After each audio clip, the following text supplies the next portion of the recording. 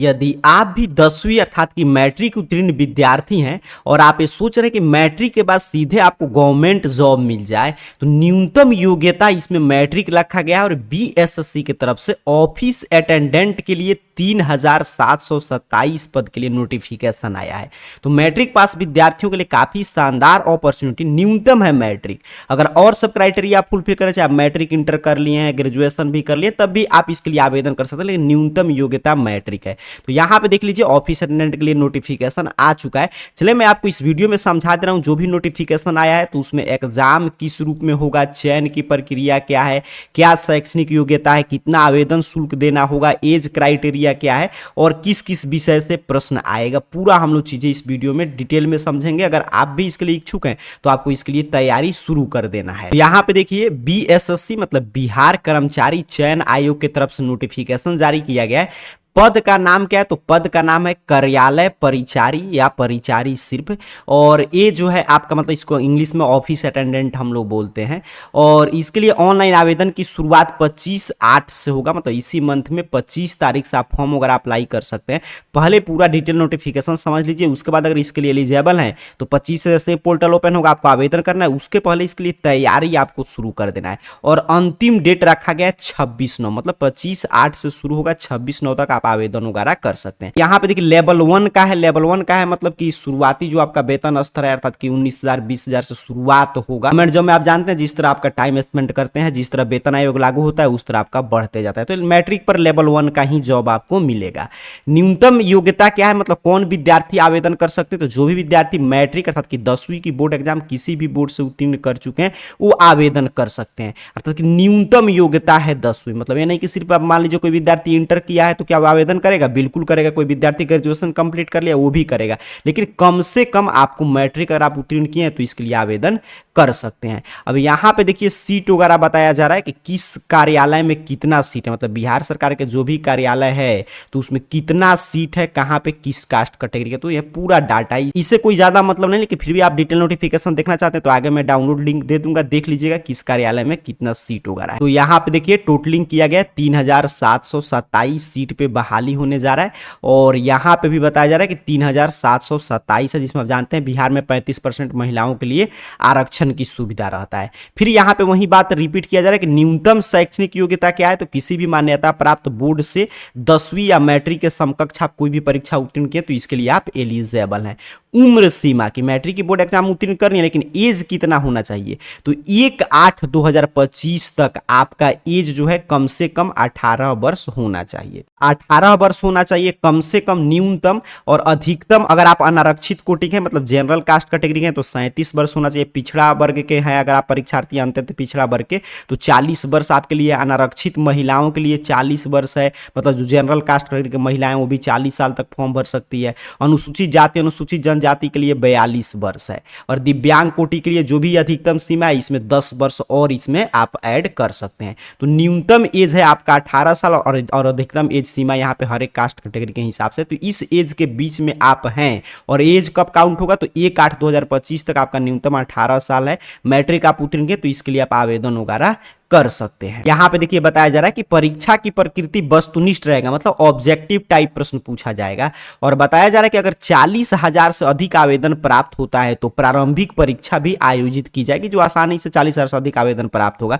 मतलब पहले प्री होगा फिर मेंस होगा। तो प्री के लिए देखिए यहाँ पे बताया जा रहा है कि सामान्य अंक गणित, मतलब आपसे अंक गणित से प्रश्न पूछा जाएगा, तो मैथ से जो जनरल मैथ होता है उससे कॉम्पिटेटिव एग्जाम वाला। फिर सामान्य ज्ञान से प्रश्न रहेगा, और फिर सामान्य हिंदी से, मतलब इसमें इंग्लिश वगैरह नहीं है, सीधे आपका अंक गणित से प्रश्न रहेगा, मैथ है और फिर आपका जीके है और हिंदी है।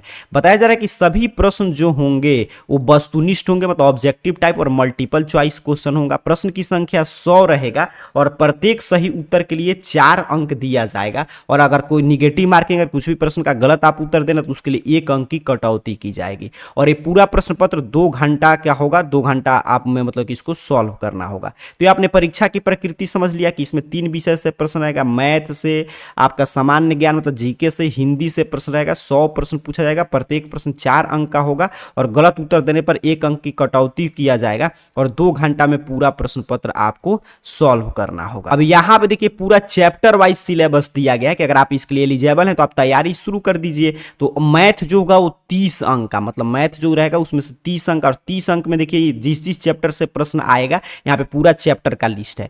फिर उसी तरह सामान्य ज्ञान 40 अंक का पूछा जाएगा, जीके किस किस चैप्टर से प्रश्न रहेगा ये सारा यहाँ पे चीजें यहाँ पे आप देख सकते हैं। पूरा आगे मैं पूरा सिलेबस का ही आपको दे दूंगा, ये पीडीएफ वगैरह वहां से देख लीजिएगा। और हिंदी 30 अंक का पूछा जाएगा, तो हिंदी में क्या क्या पूछा जाएगा वो पूरा यहाँ पे सिलेबस है। अब यहाँ पे क्वालिफाइंग मार्क्स बताया जा रहा है कि कितना न्यूनतम आपको लाना होगा। तो आप जनरल कोटि के परीक्षार्थी हैं तो 40% अंक आपको कम से कम लाना होगा। पिछड़ा वर्ग के परीक्षार्थियों के लिए 36.5 है, अति पिछड़ा के लिए 34, अनुसूचित जाति जनजाति के लिए 32, महिला के लिए 32%, दिव्यांग कोटि के लिए 32% अंक मतलब न्यूनतम है। इससे कम अगर लाते हैं तो आप इसमें उत्तीर्ण नहीं कर पाएंगे। और फिर यहाँ पे कितना आपको आवेदन शुल्क देना पड़ेगा, तो अगर आप सामान्य मतलब जनरल के हैं, ओबीसी या ओबीसी मतलब अत्यंत पिछड़ा या पिछड़ा वर्ग के हैं तो 540 रुपया आपको देना होगा। बाकी सभी कास्ट कैटेगरी के परीक्षार्थियों को, चाहे किसी भी कास्ट के कोई अभ्यर्थी महिला अभ्यर्थी है, दिव्यांग कोटि के परीक्षार्थियों को 135 रुपया देना। पूरा आपने चीजें समझा, मतलब कि बीएसएससी में मैट्रिक पास के लिए ऑफिस अटेंडेंट के पद पे 3727 पद पे बहाली होने जा रहा है, जिसके लिए 25 अगस्त से आवेदन शुरू होगा। तो अगर आप भी मैट्रिक उत्तीर्ण कर चुके हैं और आपका एज जो है कम से कम 18 साल है तो इसके लिए आप एलिजिबल हैं, आवेदन कर सकते हैं। और एज लिमिट हर एक कास्ट कैटेगरी का जो अधिकतम है वो अलग अलग निर्धारित किया गया है। शैक्षणिक योग्यता आप समझ लिए कि मान्यता प्राप्त बोर्ड से 10वीं आप उत्तीर्ण किए हैं। आवेदन शुल्क तो जनरल ओबीसी को 540 रुपया देना होगा और सबको, और अन्य कास्ट कैटेगरी और महिलाओं को 135 रुपया है। और यहाँ पे लास्ट डेट है 26 सितंबर तक आपको आवेदन कर लेना है। शुरुआत 25 अगस्त से होगा। और चयन कैसे होगा, तो पहले आपको प्री देना होगा, फिर मेंस, और उसके बाद आपका मेरिट लिस्ट आ जाएगा तो डॉक्यूमेंट्स वेरिफिकेशन करा के आप ज्वाइन कर लेंगे। प्री में क्या क्या पूछा जाएगा, तो 100 ऑब्जेक्टिव टाइप प्रश्न रहेगा, जिसमें जनरल स्टडीज से 40 प्रश्न, मैथ से 30 और सामान्य हिंदी से 30 अंक। मतलब समझिए इसमें रीजनिंग से भी प्रश्न नहीं है और उसके साथ साथ इंग्लिश से भी प्रश्न नहीं है। और एग्जाम ड्यूरेशन 2 घंटा में आपको पेपर सॉल्व करना होगा। एक प्रश्न सही करेंगे तो 4 अंक मिलेगा और गलत उत्तर पे 1 अंक का निगेटिव मार्किंग, मतलब है इसमें निगेटिव मार्किंग का भी प्रावधान है। तो ये शानदार अपॉर्चुनिटी है मैट्रिक पास परीक्षार्थियों के लिए। अगर आपका एज क्राइटेरिया सभी चीज फुलफिल करें तो इसकी तैयारी शुरू कर दीजिए। कि डिटेल नोटिफिकेशन और आपको पूरा डिटेल में देखना है कि कहाँ पे कितना सीट है किस ऑफिस में, उसके साथ साथ आपको अगर सिलेबस वगैरह लेकर तैयारी शुरू कर देना है तो इसके लिए AR जॉब पोर्टल यहाँ पे गूगल सर्च बॉक्स में सर्च कीजिए, आपके सामने सर्च रिजल्ट आएगा। इस चैनल का नाम ऐसे स्पेलिंग आपके सामने लिखा हुआ होगा, सही से स्पेलिंग टाइप करके सर्च कीजिएगा तो आपके सामने सर्च रिजल्ट आएगा और इस तरह ARjobportal.in वेबसाइट शो होगा। सिंपल सा आपको इस वेबसाइट पे क्लिक करना है। जैसे ही आप क्लिक करेंगे आपके सामने ARjobportal.in ऑफिशियल वेबसाइट इस रूप में ओपन हो जाएगा। अपने मोबाइल फोन में नीचे की तरफ बढ़िएगा और लेटेस्ट जॉब देखिएगा यहाँ पे जिस तरह लिखा होगा लेटेस्ट जॉब, और इसमें देखिएगा कहाँ पे लिखा है बीएसएससी ऑफिस अटेंडेंट। जैसे यहाँ पे मिल गया बीएसएससी में मैट्रिक पास के लिए बहाली, तो यहाँ पे देखिए बीएसएससी ऑफिस अटेंडेंट वाले पोस्ट पे आपको क्लिक करना है। जैसे ही आप क्लिक करेंगे आपके सामने पूरा जानकारी कुछ इस तरह हर एक चीज ओपन कर देगा, डेट वगैरह, कितना शुल्क लग रहा है, क्या एज क्राइटेरिया है, क्या योग्यता है, कितना सीट है किस कास्ट कैटेगरी का, हर एक चीज, वेतन स्तर क्या है, कैसे आपका चयन होगा, कैसे आवेदन करना है, सभी चीजें। जैसे ही लिंक एक्टिव होगा यहाँ से आप आवेदन कर पाएंगे। नोटिफिकेशन डाउनलोड करना है तो डाउनलोड ऑफिशियल नोटिफिकेशन के सामने जो क्लिक हियर बना है इस क्लिक हियर पे क्लिक कर दीजिए। जैसे ही आप क्लिक करेंगे देखिए आपके सामने नोटिफिकेशन का यहाँ पे पीडीएफ ओपन कर देगा, यहाँ से डाउनलोड कर सकते हैं। यहाँ से पूरा सीट वगैरह देखना है देख सकते हैं। देखिए यहाँ पे एग्जाम पैटर्न, सिलेबस, बस यही जो चैप्टर बताया जा रहा है इसी सब चैप्टर से प्रश्न रहेगा। ये सभी बिहार बोर्ड के मैट्रिक के सिलेबस के मतलब के अनुरूप तैयार किया गया है। बीएसएससी के द्वारा जो ऑफिस अटेंडेंट पद पे भर्ती निकला है उसके बारे में उम्मीद कर रहा हूँ इस वीडियो में जो क्राइटेरिया मैंने आपको समझा दिया। फिर भी आपके मन में इस एग्जाम को लेकर कोई भी प्रश्न चल रहा है तो नीचे कमेंट बॉक्स में पूछ लीजिएगा। बाकी जानकारी ARjobportal.in वेबसाइट से आकर पढ़ लीजिए। आप सभी को बहुत बहुत धन्यवाद।